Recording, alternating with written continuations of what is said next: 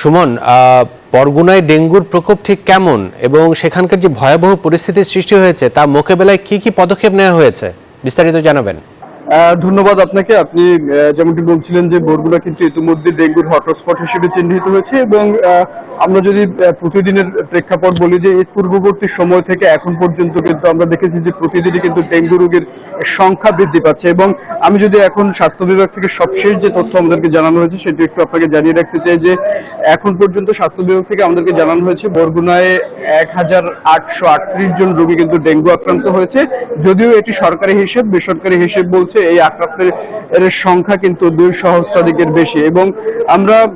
এখন পর্যন্ত বরগুনা সদর যে জেনারেল হাসপাতাল রয়েছে 250 শয্যা, সেই হাসপাতালে কিন্তু 215 জন রোগী চিকিৎসাধীন অবস্থায় রয়েছে এবং সবশেষ গত 24 ঘন্টায় কিন্তু 79 জন রোগী বরগুনা সদর হাসপাতালে ভর্তি হয়েছে এবং আমি একটা বিষয় জানিয়ে রাখতে চাই যে এই যে আক্রান্তের সংখ্যা কিন্তু প্রতিনিয়ত বাড়তে থাকলেও সুস্থ হয়ে বাড়ি ফেরার সংখ্যা আমরা গত এক সপ্তাহে যেটা দেখেছিলাম তার থেকে কিন্তু আজকে বৃদ্ধি পেয়েছে এবং এখন পর্যন্ত হাসপাতাল কর্তৃপক্ষ আমাদেরকে যেটা জানিয়েছে যে বরগুনা থেকে কিন্তু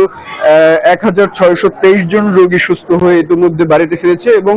এই ডেঙ্গু পরিস্থিতি মোকাবেলার জন্য স্বাস্থ্য বিভাগের পক্ষ থেকে কিন্তু বেশ কিছু পদক্ষেপ গ্রহণ করা হয়েছে। আমি যদি পদক্ষেপগুলো বলতে চাই যে বরগুনায় কিন্তু ইতিমধ্যে এই জরুরি পরিস্থিতি মোকাবেলার জন্য 10 জন চিকিৎসক এবং 10 জন নার্স মোতায়েন করা হয়েছে এবং এছাড়াও যে আইভি স্লাইনের সংকট ছিল সেই স্লাইন সংকট কাটিয়ে ওঠার জন্য কিন্তু স্বাস্থ্য বিভাগের পক্ষ থেকে 13,500 আইভি স্লাইন দেওয়া হয়েছে। তবে এখানে যারা চিকিৎসা নিচ্ছেন তাদের এখনো একটি অভিযোগ রয়েছে, সেটি হচ্ছে যে রক্ত পরীক্ষার কিট বা যে রক্ত পরীক্ষার প্রক্রিয়াটি সেটি কিন্তু এখনো হাসপাতালের বাইরে তাদের সম্পন্ন করতে হচ্ছে। এতে করে কিন্তু তাদেরকে ভোগান্তির মধ্যে পড়তে হচ্ছে এবং এই সুযোগটিকে কাজে লাগিয়ে যারা বেসরকারি হাসপাতাল ডায়াগনস্টিক রয়েছে সেই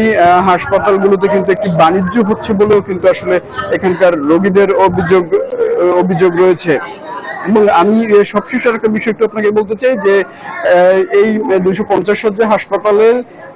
স্বাস্থ্য বিভাগের পক্ষ থেকে যে পদক্ষেপগুলো নেওয়া হয়েছে সেই পদক্ষেপের পাশাপাশি আমরা দেখেছি যে পৌর কর্তৃপক্ষ এবং জেলা প্রশাসন, যে পৌর কর্তৃপক্ষের পদক্ষেপ কিছুটা ঢিমেতালে দেখা দিলেও কিন্তু জেলা প্রশাসনের পক্ষ থেকে গতকাল কিন্তু বরগুনার বিভিন্ন প্রত্যন্ত এলাকায় পরিদর্শন করে তারা ডেঙ্গু প্রতিরোধে ব্যবস্থা গ্রহণ করার জন্য সচেতন করে আসছে। এই ছিল আমার কাছে বরগুনা থেকে সবশেষ পরিস্থিতি। ফিরে যাচ্ছি স্টুডিওতে আদনানের কাছে।